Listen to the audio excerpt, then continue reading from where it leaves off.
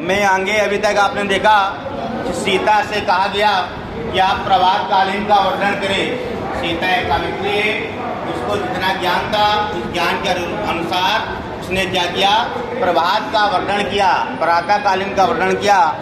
आगे कह रहा है राजा तस्य लक्षम दत्वा, राजा ने उसे भी 1-1 लाख मुद्राएं प्रदान की, यानी राजा उससे भी संतुष्ट हुआ और प्रसन्न होकर के उसे भी 1-1 लाख मुद्राएं प्रदान करने के लिए कहा।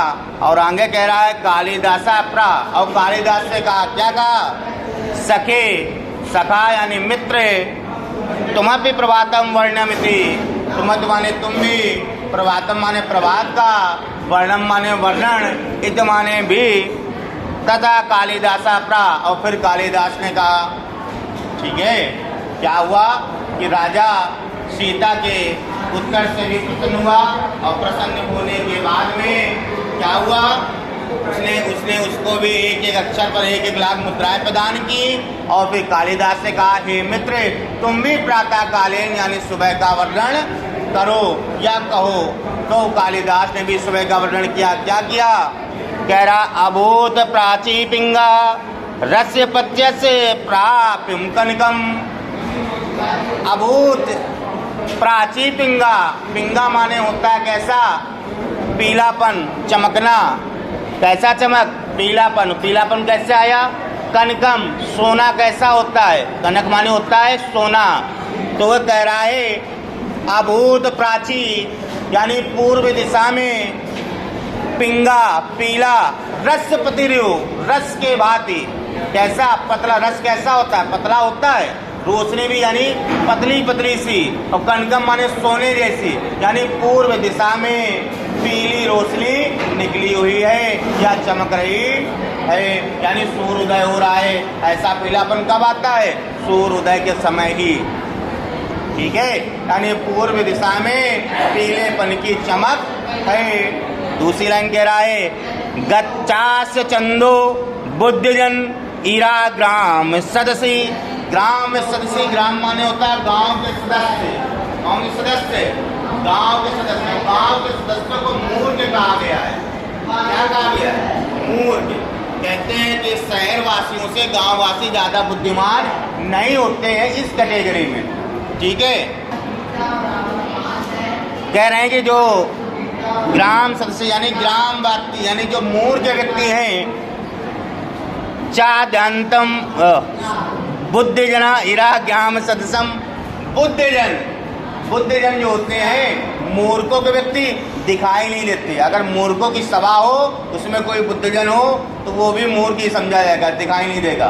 ठीक इसी प्रकार से गच्छास्व चंदो, जो चंद्र है वो दिखाई नहीं दे रहा है, यानी वो भी जा रहा है।